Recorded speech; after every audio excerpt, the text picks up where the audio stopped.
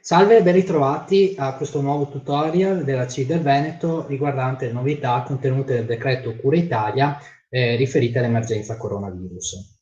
Abbiamo con noi Riccardo Camporese del Dipartimento Politiche del Lavoro della CIE del Veneto che ci spiegherà le novità riguardanti la sicurezza sul lavoro. Cosa ci puoi dire, Riccardo, rispetto alle novità di questi giorni?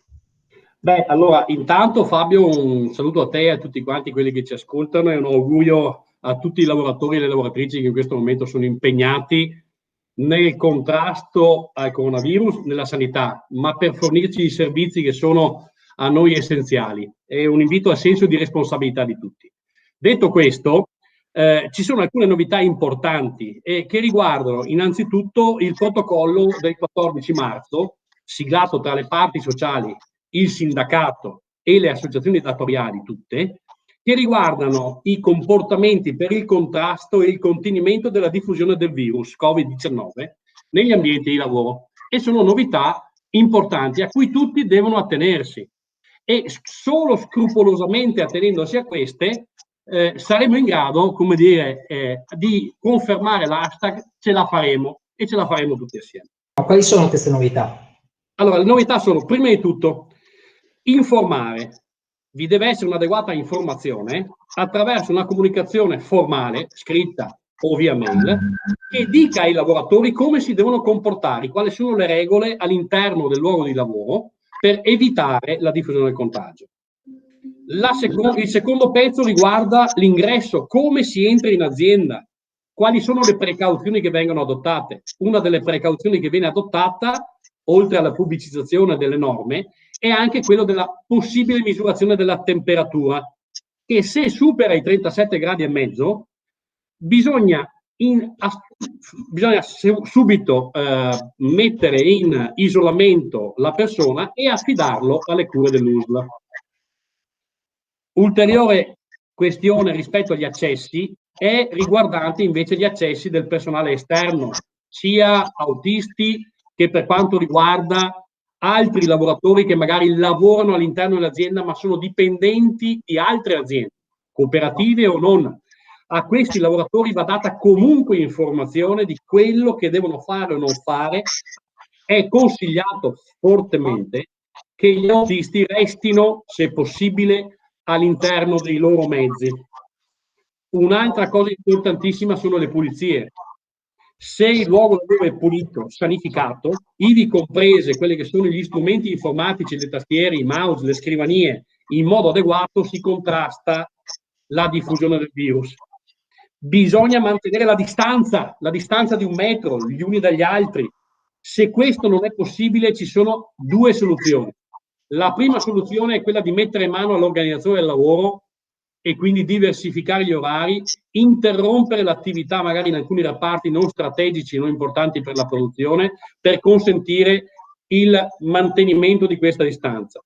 Se questo non fosse possibile, bisogna comunque fornire ai lavoratori le adeguate protezioni. Che cosa? La mascherina. Va benissimo la mascherina chirurgica, va benissimo la mascherina chirurgica, i guanti. Bisogna tentare di modificare la turnazione e il modo di lavorare. Questo è altrettanto importante. Una cosa che non va dismessa, che continua ad essere doverosa nell'effettuazione, è la sorveglianza sanitaria, cioè il medico competente deve continuare all'interno dei luoghi di lavoro la sorveglianza sanitaria, cioè la verifica del rispetto delle condizioni di salute e sicurezza per i lavoratori.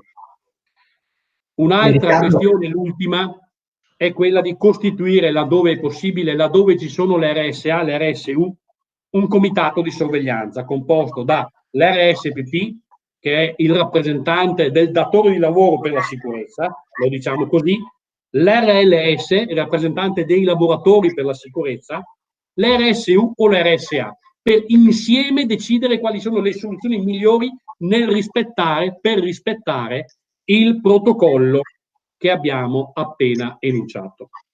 Queste sono le cose da fare e sono da fare con molta semplicità ma urgentemente.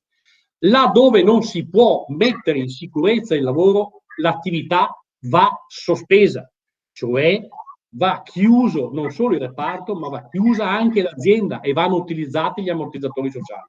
La cassa in deroga, l'FSBA, che è il fondo di integrazione salariale per gli artigiani, il FIS, che è il fondo di integrazione salariale, quello generale per il turismo e per tutte quante quelle imprese che sono fuori dai grandi sistemi della tutela degli ammortizzatori, oppure con la cassa integrazione guadagni in deroga, ma va fermato finché non si ripresentano le condizioni di sicurezza. Guardate cosa ha fatto la Ferrari. La Ferrari ha chiuso per 3 giorni lo stabilimento e l'ha riaperto solo dopo aver fatto tutte le operazioni. Allora, siccome siamo tutti quanti interessati alle vicende sportive, impariamo qualcosa anche da queste imprese. Riccardo, quando intendi medico competente, ti riferisci al medico del lavoro aziendale. Okay. Per quanto riguarda invece il territorio, so che con le parti sociali, quindi anche il sindacato, hanno firmato un accordo territoriale che, diciamo così, specifica e mette in pratica l'accordo nazionale. Ci puoi dire qualcosa su questo? Sì, in modo molto, molto stringato, ma tentando di essere efficace. L'accordo quadro, si chiama così, sulla sicurezza del 14 marzo ha avuto una sua declinazione anche a livello regionale e si chiama proprio accordo quadro sulla sicurezza.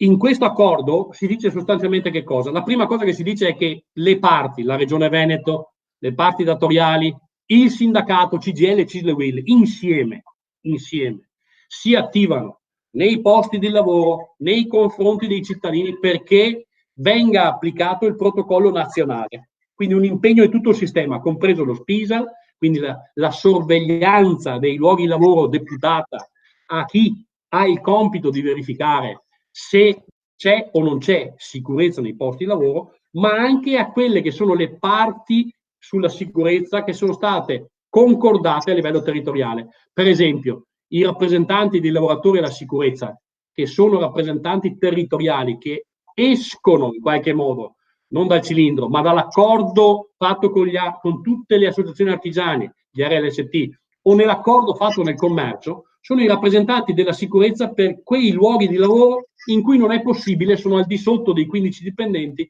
e non è possibile avere i rappresentanti della sicurezza. Si chiamano RLST, anche questi vengono coinvolti nel sistema di monitoraggio, di attenzione, di informazione. Oltre a queste cose ci sono 2 passaggi molto importanti. Il Veneto si impegna a favorire e a supportare qualsiasi misura di prevenzione presente oggi o che avverrà domani. Quindi è un impegno forte della Regione e delle parti sindacali. Si impegna a ricevere le segnalazioni da parte di chi? Da parte delle imprese, ma anche da parte dei lavoratori, con i numeri verdi che sono già stati istituiti presso la Regione del Veneto e presso le aziende sanitarie locali. Gli SPISAL, che sono i servizi di prevenzione di infortuni sul lavoro, raccolgono e valutano, cioè chiedo allo SPISAL cosa devo fare, se sono a posto, se non sono a posto, e lo SPISAL mi dà una mano a mettermi a posto o a dire fermati. Questo dovrebbe essere il ruolo che hanno in questa fase, dando istruzioni, indicazioni e sempre gli SPISAL collaborando con le autorità competenti per vigilare sull'applicazione delle norme. Ecco, su questo ambito diciamo che il Veneto ha fatto un passetto in più, cioè ha messo il sistema sanitario del Veneto, ha messo il sistema delle relazioni industriali, i datori di lavoro, i sindacati insieme, con la regione per fare il meglio possibile in questo frangente. Ecco Riccardo, quindi facevi riferimento a, a dei numeri verdi, un numero verde che è possibile contattare nel caso di bisogno. Ecco, ci puoi dire qual è e eventualmente come ci si può... Allora, il numero verde per l'emergenza coronavirus nel Veneto è l'846 2340 800 46 2340. Questo è il numero a cui rivolgersi per quelle che sono le domande, le spiegazioni le necessità riguardanti il coronavirus nelle imprese, da parte dei datori di lavoro e dei lavoratori, ma anche da parte dei cittadini. Questo numero verde è stato creato per non intasare il 112, per non intasare gli altri numeri di emergenza. Il 112 serve se ho sintomi ormai conclamati e devo essere ricoverato. Serve se ho già parlato col mio medico che le ha detto guarda, stai fermo, hai la febbre, contatto l'operatore sanitario territoriale competente. È un'altra cosa. Questo serve per avere informazioni più generali, mettiamola così. Noi avevamo chiesto anche un numero più dedicato, più stretto, esclusivamente per imprese e lavoratori.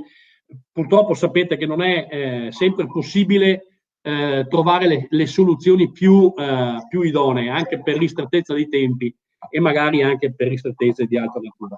Questo numero è quello a cui rivolgersi, 846 2340. Grazie Riccardo, ringraziamo appunto Riccardo Camporese del Dipartimento Politiche del Lavoro della CIT del Veneto.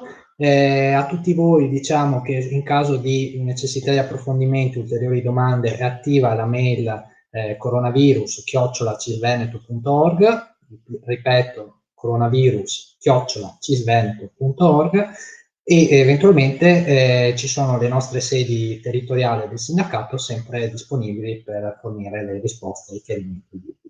A presto al prossimo tutorial.